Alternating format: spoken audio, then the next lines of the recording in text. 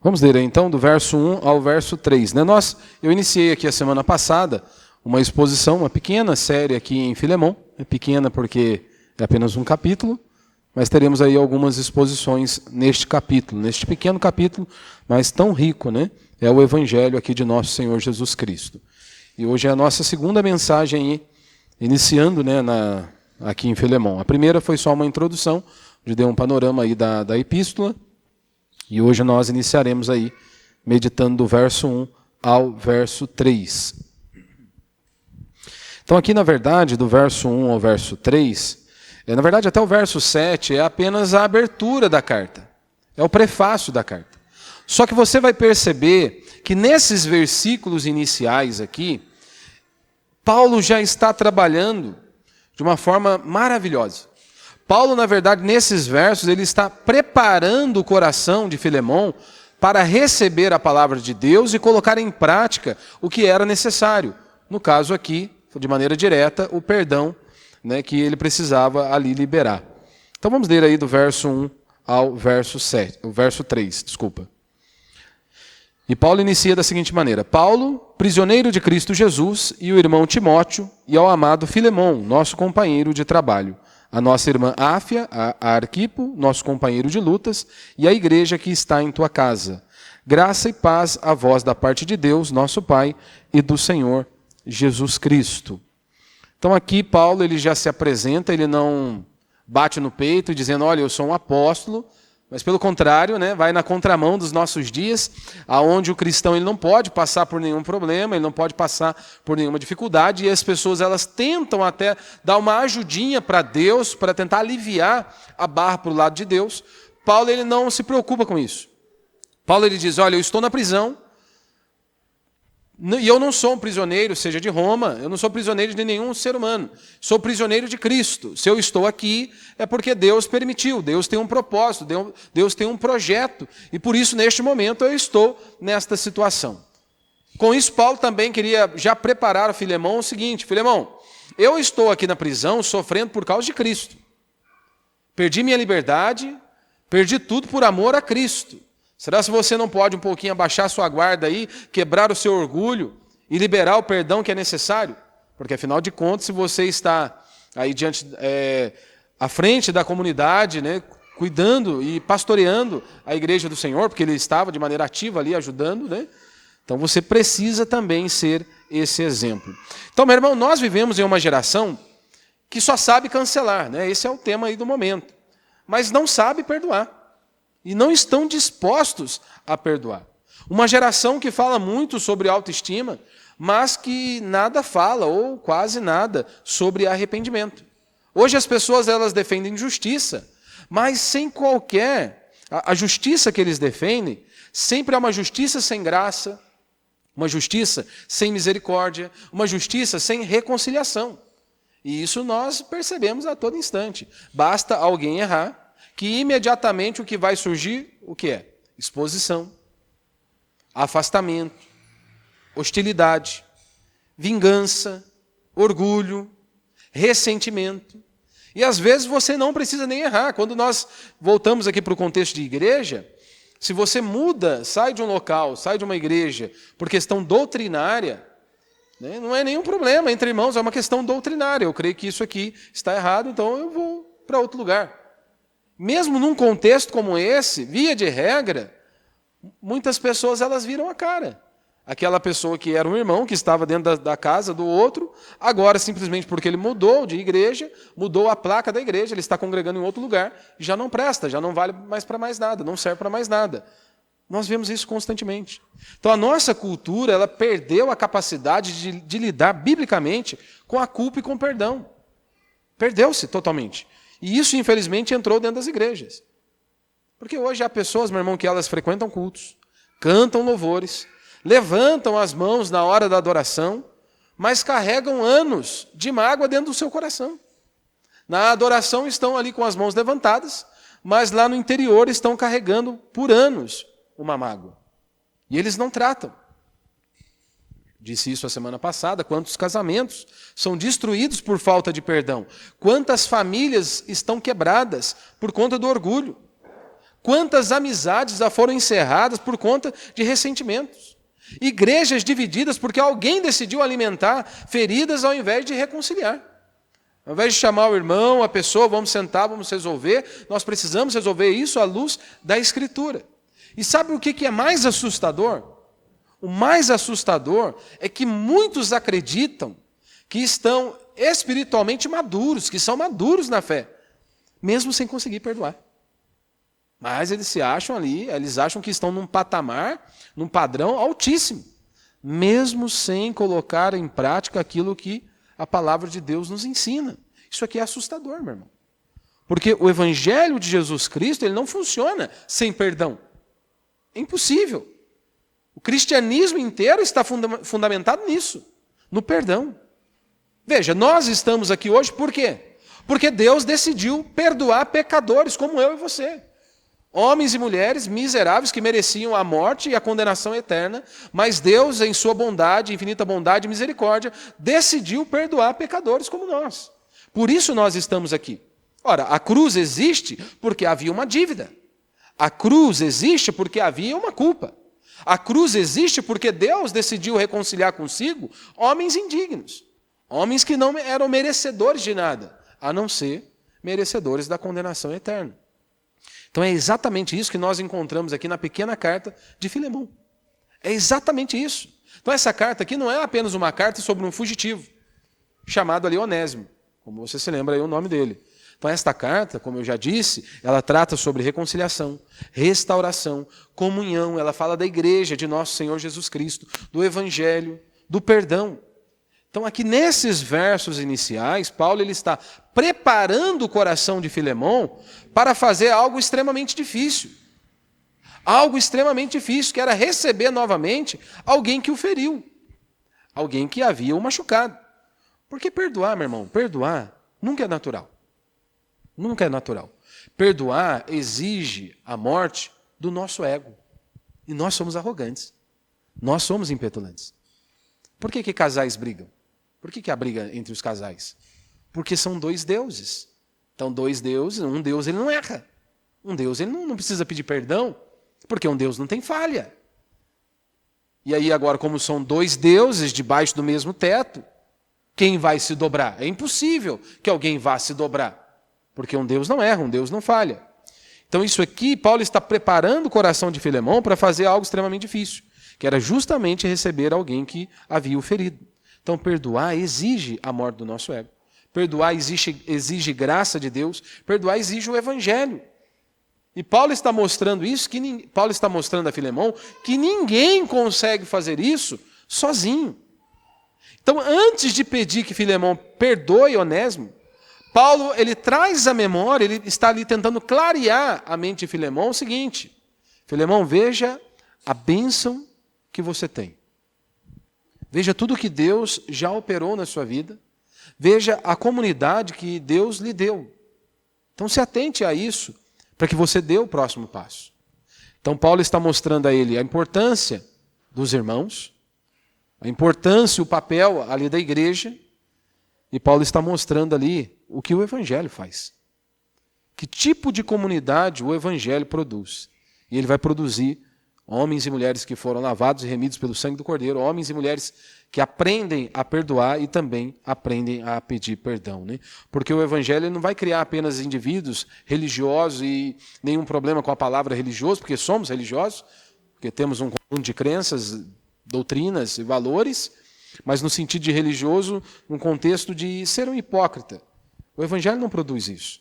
O evangelho ele cria uma comunidade de pecadores, perdoados, que estão aprendendo a cada dia a perdoar uns aos outros e caminham, né, para a glória de Cristo. Então Deus ele usa a comunhão da igreja para formar em nós um coração capaz de perdoar. E por isso é tão importante. Né? Então o tema da minha mensagem hoje aí é a comunidade que o evangelho produz. E aí nós já vamos para o nosso primeiro princípio. Primeiro, né, o cristão precisa da presença do irmão. Então Paulo ele já abre a epístola com essa perspectiva, dizendo, olha, Paulo, prisioneiro de Cristo Jesus. Então, logo no início da carta, Paulo já começa trabalhando no coração de Filemão. Ele poderia usar a sua autoridade apostólica e dizer o seguinte: eu, Paulo, apóstolo de Jesus Cristo, mas ele não fez isso. Com isso também mostrando que confiava plenamente na soberania de Deus, porque a situação que ele estava não era uma situação fácil, mas ele podia descansar, porque Deus estava no controle da sua vida. E ele diz, olha, Paulo, servo, ou melhor, prisioneiro de Cristo Jesus. Então ele prefere usar ali uma linguagem mais pastoral. Então ele apela ao coração ali de Filemão, dizendo, olha, eu sou prisioneiro de Cristo. Que ele estava dizendo para Filemão é o seguinte, Filemão, eu estou sofrendo por amor a Cristo. Eu estou fazendo a vontade do meu Senhor. Eu abri mão, Filemão, da minha liberdade por amor do Evangelho. Eu estou sofrendo por conta do meu Senhor. Então, com isso, Paulo já estava preparando o coração de Filemão para o seguinte. Filemão, será se você não é capaz de abrir mão do seu orgulho para perdoar? Se você notou a leitura que nós fizemos na primeira mensagem, Paulo ele só vai tocar de maneira direta com relação ao perdão do verso 8 em diante. Então ele gastou 1/3 da epístola, 1/3 aqui era só para preparar o coração de Filemão. É interessante porque isso aqui mostra a nossa podridão, embora a Escritura está nos advertindo constantemente com relação às nossas palavras, né? Muitas vezes nós falhamos. A Escritura diz que a palavra branda ela desvia a ira, né? Mas a palavra dura ela suscita, né? O furor ali. Então, Paulo ele está usando palavras para preparar o coração de Filemão para que ele pudesse colocar em prática o perdão, né? Que ele precisava praticar ali com Onésimo. Então a palavra, meu irmão, ou ela prepara ou ela destrói tudo. E Paulo está utilizando aqui justamente para preparar. Nós, né, em nossos lares, nós precisamos mudar, não sei você, mas eu preciso, e muito, mudar. Até mesmo o modo de falar, porque as nossas palavras ou elas preparam ou elas destroem corações. Como que nós temos lidado com isso? Paulo ele não está manipulando aqui para tentar manipular a mente ou o coração ali de Filemão, não, Paulo ele está pastoreando. O que Paulo está mostrando aqui é que o Evangelho ele molda a maneira como nós tratamos as pessoas. E isso deveria nos incomodar. Como que nós temos tratado o nosso próximo? Isso também vai refletir aquilo que nós dizemos que estamos vivendo. Se temos vivido o Evangelho, ele deve impactar os nossos relacionamentos, como nós tratamos também as pessoas que estão ao nosso lado. Isso aqui é claro que vai nos ensinar algo muito importante, porque ninguém vai perseverar sozinho, meu irmão, na vida cristã. Ninguém vai perseverar sozinho. Tanto que o autor de Hebreus, né, ele vai nos lembrar, né, antes de dizer que nós não devemos deixar de congregar, ele vai mostrar a importância dos irmãos estarem unidos para crescerem no conhecimento e estimularem uns aos outros ao amor e às boas obras. Após isso, ele diz, não deixemos de congregar como é o costume de alguns. Então o problema é que a nossa geração, ela idolatra a independência espiritual. Acho que é bonito. As pessoas hoje elas querem Jesus sem igreja. Elas querem espiritualidade sem submissão. Elas querem fé sem comunhão. Elas querem crescimento sem correção alguma. Mas isso não existe à luz do Novo Testamento. Quando nós olhamos para a igreja de nosso Senhor Jesus Cristo, quando nós olhamos para as Sagradas Escrituras, cristianismo sempre é no plural, sempre é no coletivo, nunca é no individual, no indivíduo apenas, sempre é no coletivo. Então o cristianismo não foi projetado para solitários, meu irmão. Né? O solitário, o zorro da fé, não existe essa possibilidade. Nós vivemos, né, num tempo em que muitos querem apenas ir tocando a vida aí, vamos empurrando a vida aí com a barriga, né? Não, mas a Bíblia mostra que o meu coração e o seu coração é corrupto e desesperadamente enganoso. Por isso nós precisamos uns dos outros. Sabe por quê? Porque há momentos em que nós, muitas vezes, nós não temos uma percepção correta. Muitas vezes o nosso coração pode se esfriar. Muitas vezes nós podemos estar rumo ao desânimo. Muitas vezes o nosso coração pode estar ali endurecido. Nós podemos estar ali alimentando o orgulho dentro do nosso coração. Podemos estar ali tentando justificar os pecados, os nossos pecados. Estamos ali duro, ressecando por dentro. E é nesse momento que Deus ele usa irmãos. É neste momento que Deus usa irmãos para nos confrontar, para nos encorajar e também para nos restaurar. Por isso aqui é de suma importância. Por isso que caminhar junto é de suma importância. Porque por meio da comunidade, por meio da igreja do Senhor, que nós vamos receber isso. Seja o confronto, somos confrontados, mas também somos encorajados e também restaurados. Porque há dias que eu e você nós não conseguimos pregar para nós mesmos. Há dias que nós precisamos disso. Deus usando pessoas para falar conosco, seja um irmão, por meio de uma conversa, por meio de uma exortação. Deus está ali nos exortando, por meio de uma oração.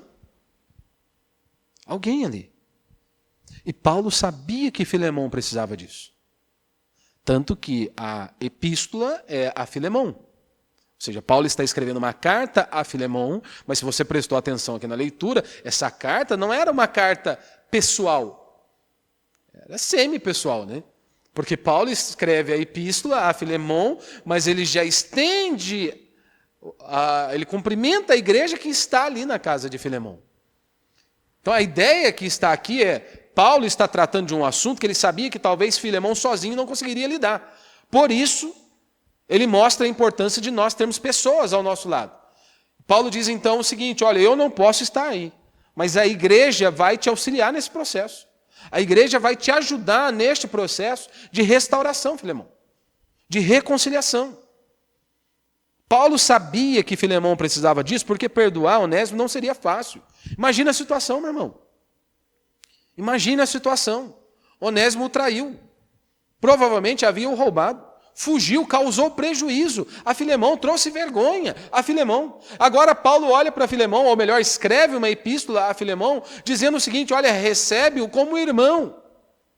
Você não vai receber Onésimo agora, Filemão, como um escravo, como um fugitivo, como um ladrão. Você vai recebê-lo como irmão. Isso aqui, meu irmão, humanamente falando, é impossível. É impossível. Se as pessoas que nós juramos estar com elas até o final das nossas vidas, que assumimos um compromisso diante de Deus, para colocar em prática o perdão nós já temos dificuldade, imagina para um traidor. Paulo sabia.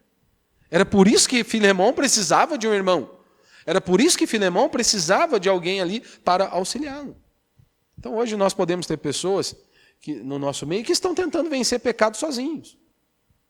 Que estão tentando caminhar sozinhas, que estão tentando vencer ou enfrentar as suas tentações sozinhas, que estão tentando sustentar a vida espiritual sozinha. Mas o isolamento, meu irmão, ele endurece o coração. O isolamento, ele sempre vai endurecer o coração. E quem se afasta da comunhão, ele começa lentamente também a enfraquecer-se espiritualmente. Porque essa é uma das estratégias, né? Talvez um dos primeiros sinais, né? O primeiro sinal ali da queda espiritual é exatamente esse afastamento dos irmãos. Onde a pessoa ela começa a se distanciar. Ela começa a se distanciar de uma tal maneira que ela não quer ter vínculo algum. E Paulo está mostrando aqui para Filemão a importância disso. Tanto que, imagine, meu irmão, se fosse nos nossos dias. Imagine. Se fosse nos nossos dias, nessa geração mimizenta, você não pode falar nada, que a pessoa está ali chorando, né? Imagine se Filemão fosse o mimizento da época. Paulo está escrevendo um problema, né? Descrevendo aqui, pede para Timóteo escrever a epístola, a carta. Paulo está narrando, Timóteo está escrevendo. A vida que está sendo exposta é de Filemão. E Paulo está escrevendo para o cara aprender a perdoar. Se fosse da nossa geração, se fosse nos nossos dias, o que Filemão iria dizer? Que é isso aí, Paulo? Está abrindo minha vida para todo mundo? Está achando que a minha vida é o quê? Está falando dos meus problemas aí para todo mundo? Está expondo a minha vida? Mas não é isso que Filemão faz. Eu não estou dizendo que você tem que sair abrindo a sua vida para qualquer pessoa, meu irmão. Mas é claro que nós precisamos de pessoas para nos ajudarem. É claro que você tem que ter sabedoria. Para quem que você vai abrir a sua vida e pedir orientação? Mas precisamos de pessoas ao nosso lado. Nós precisamos de pessoas para nos ajudar. Segundo, o cristão ele precisa da comunhão da igreja, né? Que estão intimamente ligados, né? Então veja que interessante, né? Ele segue O verso 2 dizendo, né? A nossa irmã Áfia, a Arquipo, nosso companheiro de lutas, e a igreja que está em tua casa. Isso aqui é extraordinário, meu irmão. A carta é pessoal, mas também é comunitária. Paulo envolve a igreja inteira na situação. É isso que o apóstolo Paulo está fazendo. Por quê? Claro, porque o evangelho nunca é apenas individual. Deus nos salva como indivíduos, é claro, né? Deus te chamou, te resgatou como indivíduo, mas após isso nós somos inseridos no corpo de Cristo. Então o evangelho afeta os relacionamentos. Ele vai afetar a nossa convivência. Ele afeta a nossa comunhão, ele afeta a igreja. E é por isso que Paulo está inserindo a igreja. O problema é de Filemão, com Onésimo? Sim. Mas Paulo sabia que Filemão teria dificuldade em perdoar. Então a igreja precisa exercer o seu papel. A igreja precisa auxiliar o seu servo. A igreja precisa ajudar.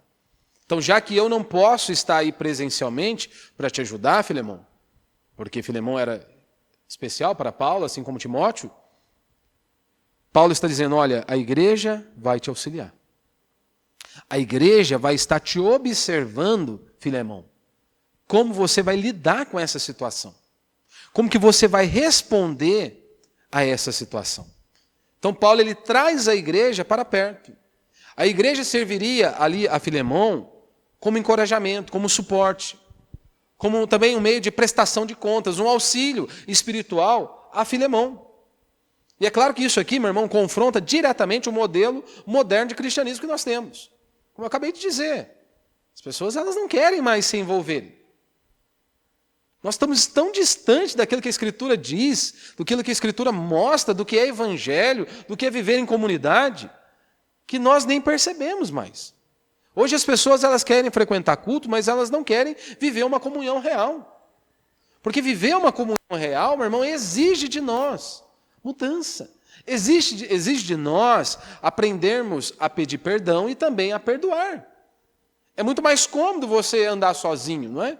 Até quem é solteiro é muito fácil. Você sai a hora que quer, você volta a hora que quer, está de boa. Agora casou não funciona assim. Quem é casado sabe como é que funciona. É mais complicado, né? São duas agora. Ou quando é uma família, são várias pessoas. Caminhar em comunidade também exige isso. Exige de nós mudança, transformação, pedir perdão, aprender a perdoar. Hoje as pessoas elas querem assistir sermões ou querem ouvir sermões, mas eles não querem ser conhecidos. Quantas pessoas entram e saem de igrejas que talvez nunca sequer vão saber o nome dela. Que chega na hora que começou a palavra e sai antes de terminar a palavra. Que o objetivo é justamente não ser conhecido e não ter nenhum vínculo. Querem consumir os conteúdos, mas eles não querem prestar nenhum tipo de conta. Então, no Novo Testamento, meu irmão, a vida cristã ela é profundamente comunitária. Não existe isso. Uma vida solitária. Um cristianismo solitário. Então, a igreja local ela não é um evento semanal. Ela não é um evento semanal. A igreja é uma família espiritual. Que nós deveríamos ter prazer em estar ali, conviver com os nossos irmãos e viver com os nossos irmãos. Então, é no contexto da igreja que nós vamos amadurecer. É no contexto da igreja que nós vamos ser confrontados, quando necessário. É no contexto da igreja que nós aprendemos, né, a humildade, porque nós temos que abaixar o nosso topete. Né? Paulo diz, olha, considerem uns aos outros superiores a si mesmo. Isso aqui é difícil para mim e para você. É no contexto da igreja que nós aprendemos a servir, que é o serviço. O culto já é esse serviço prestado a Deus, mas é no contexto da igreja que nós vamos desenvolvendo. É no contexto da igreja que nós aprendemos o perdão e colocamos em prática o perdão. E aqui, meu irmão, é claro que existe uma verdade muito importante. Você nunca descobrirá o quanto é pecador vivendo isolado, meu irmão. Vou repetir mais uma vez. Você nunca descobrirá o quanto é pecador vivendo isolado. Não. É convivendo com pessoas, meu irmão, que o nosso orgulho aparece. É convivendo com pessoas que a nossa impaciência aparece. Se você estiver trancado dentro do seu quarto, vai ser tudo maravilhoso. É convivendo com pessoas que a soberba aparece. Ela ganha forma. É convivendo com pessoas que a dificuldade de perdoar aparece. Porque aí a pessoa pisou no seu calo, você vai ter que praticar o perdão. Agora, se você estiver sozinho, como é que vai ser? Muito fácil. E é por isso que Deus nos colocou em comunidade. É por isso que nós fomos inseridos no corpo de Cristo, na igreja. Porque a santificação, ela não acontece apenas no secreto. A santificação acontece também nos nossos relacionamentos. Onde essas evidências devem estar presentes na minha e na sua vida. Então há pessoas que frequentam a igreja há anos, mas nunca permitiram que ninguém realmente se aproxime. Cria-se uma barreira ali. Não é isso que nós vemos na Escritura. Cristianismo não é isso. Então a pessoa ela pode frequentar a igreja há anos, mas nunca permite que ninguém realmente se aproxime. Nunca abriram a vida, nunca permitiram um discipulado, uma transmissão de conhecimento. Ah, mas o que vão achar de mim? O que vão pensar? Eu sempre digo, sabe o que vão pensar de você? O que pensam de mim? Que nós somos pecadores, depravados, corrompidos, da planta dos pés, da cabeça, que carecemos da presença de Deus, que precisamos uns dos outros. É só isso. É isso que vão pensar. É um moribundo conduzindo outro moribundo. Essa é a grande realidade. Todos nós precisamos uns dos outros. Então, há pessoas que frequentam a igreja há anos, mas nunca criaram vínculos espirituais profundos. Nunca criaram aliança. Sabe por que é o problema? Sabe por que isso é um problema? O problema é quando a crise chega.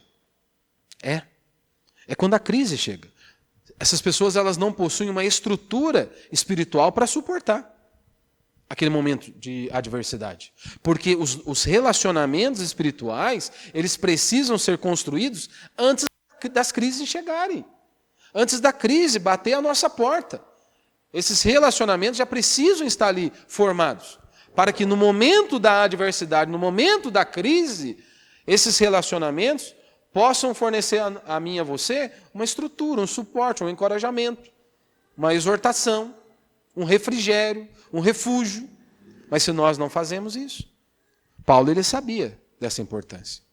Por isso que Paulo ele cerca Filemão, seja com o irmão, seja com a igreja, com a comunhão e com esse cuidado pastoral que ele estava executando ali. Então a comunidade do evangelho ela existe para sustentar essas pessoas cansadas aí. Pessoas que precisam ser confrontadas, pessoas que precisam de refrigério, pessoas que precisam de ajuda, como eu e você. Nós precisamos. E aí nós caminhamos para o nosso terceiro e último princípio. Né? O evangelho ele produz uma comunidade de perdão. Paulo vai dizer no verso 3, graça e paz a vós da parte de Deus, nosso Pai, e do Senhor Jesus Cristo. Depois ele vai seguir dizendo que lembra deles nas orações, né? Por aí vai. Então Paulo ele termina a saudação falando sobre graça e sobre paz.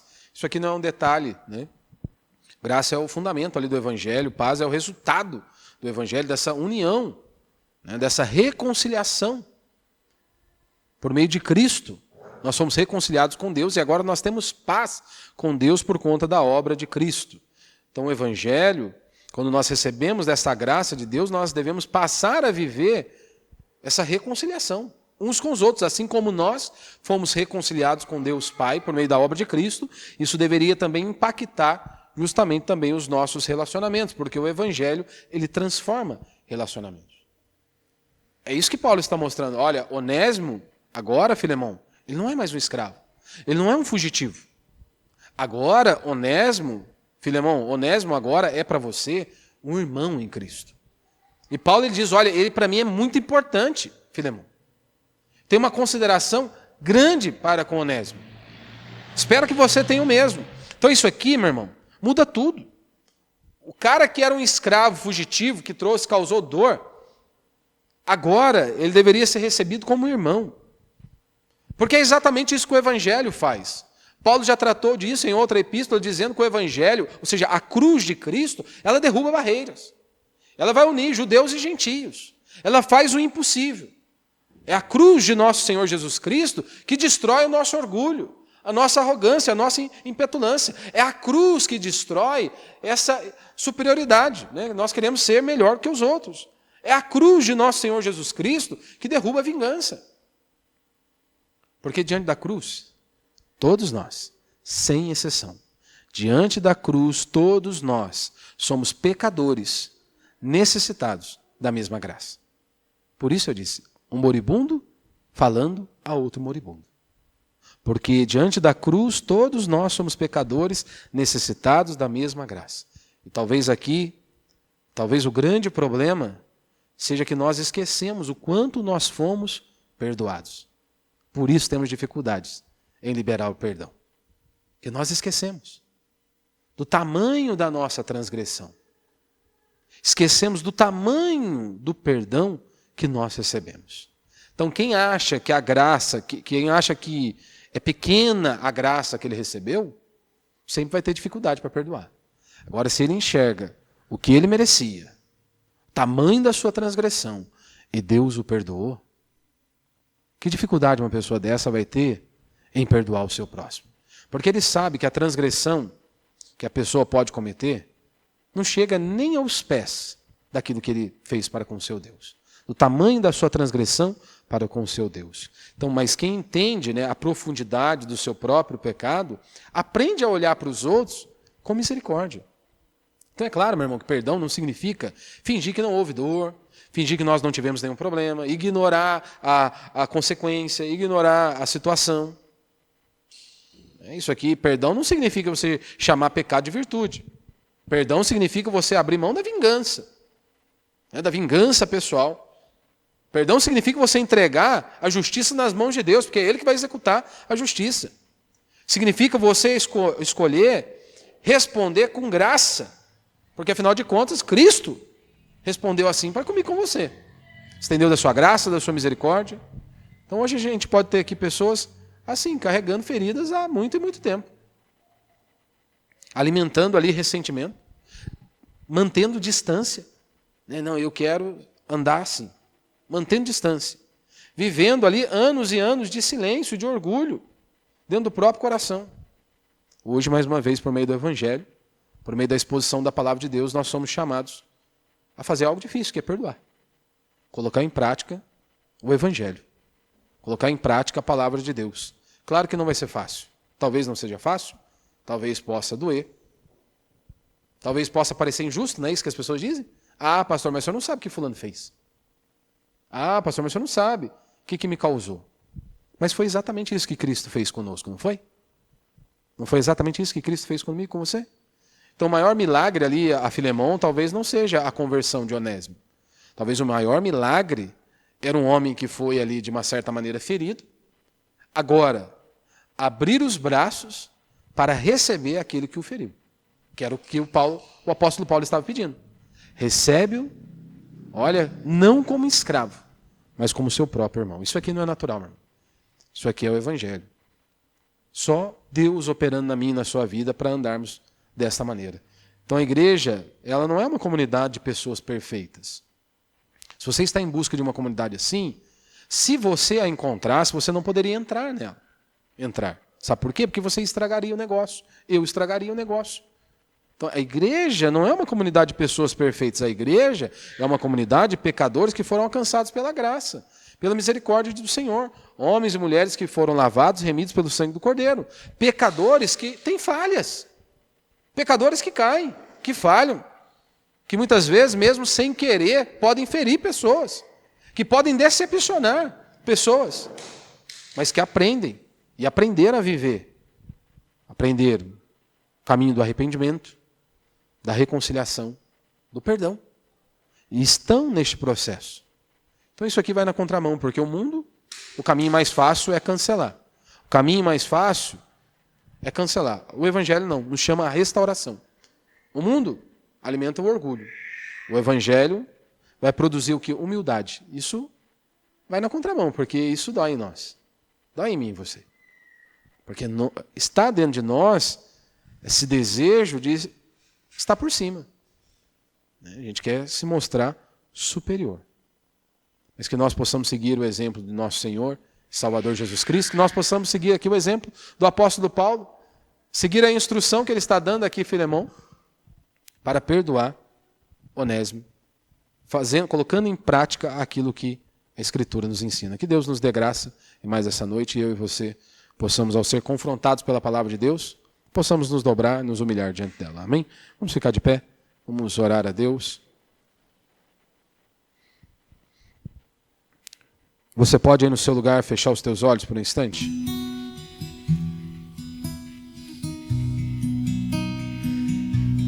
Talvez a pergunta desta noite seja o seguinte: existe alguém que você precisa perdoar? Existe alguém de quem você precisa se aproximar? Existe aí alguma ferida que você talvez continue alimentando? Porque não existe cristianismo maduro sem perdão, meu irmão. Não existe isso. E não existe perdão verdadeiro sem evangelho.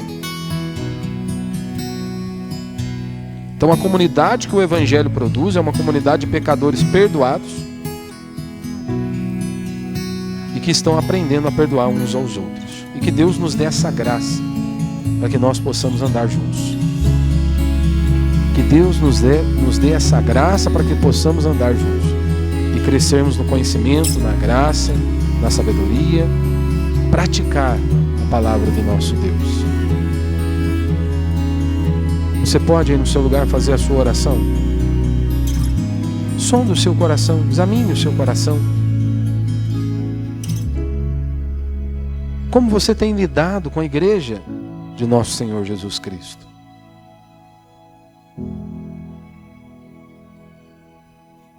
Esse distanciamento, meu irmão, frieza, não é o melhor caminho. Ah, mas eu já me frustrei, já me decepcionaram, mas isso não te dá uma isenção para não estar inserido no corpo de Cristo. Quantas pessoas foram feridas? Eu não estou dizendo que isso não aconteça, mas em nenhum momento nós vemos na Escritura, nós temos esse aval para andarmos sozinhos. Não, nós precisamos uns dos outros. E que nós não venhamos abrir mão desta bênção, que é a igreja de nosso Senhor Jesus Cristo, que é o corpo de nosso Senhor Jesus Cristo. A igreja do nosso Senhor e Salvador. Senhor, meu Deus e meu Pai, eu oro junto com os meus irmãos. Peço a Ti, ó Deus, opera nas nossas vidas, quebranta o nosso coração. Transforma-nos, ó Pai, a cada dia por meio das Sagradas Escrituras. Que as nossas palavras, ó Pai, possam preparar corações. Que as nossas palavras não venham destruir corações. Mas assim como o apóstolo Paulo, ele se utiliza de suas palavras para preparar o coração de Filemão para colocar em prática aquilo que ele necessitava, que era o perdão. Que o Senhor nos ajude, Pai. O Senhor nos ajude, tem misericórdia de nós, perdoa-nos dos nossos pecados. Pois muitas vezes as nossas palavras, elas não preparam, elas destroem. Então opera nas nossas vidas, transforma-nos, abre os nossos olhos e quebrante o nosso coração, para que possamos a cada dia sermos lapidados e transformados por Tua palavra, que possamos colocar em prática, ó Pai, o Evangelho, porque nós fomos perdoados. E grande foi a nossa transgressão. Mas todos aqueles que se arrependeram dos seus pecados de maneira genuína, receberam o perdão do Senhor. Que nós nos lembremos disso, Pai, quando formos feridos, quando as pessoas nos machucarem. Que nós nos lembremos, um dia, o Senhor perdoou um pecador miserável como eu. E a minha transgressão era gigantesca. E até hoje, em meio às minhas falhas, quando há um arrependimento genuíno, há um Deus misericordioso. Que nós possamos estender desta misericórdia ao nosso próximo, Pai, aos nossos irmãos. E possamos viver em comunidade para a honra e glória do Teu nome. Esta é a minha oração, Pai, no nome de Jesus.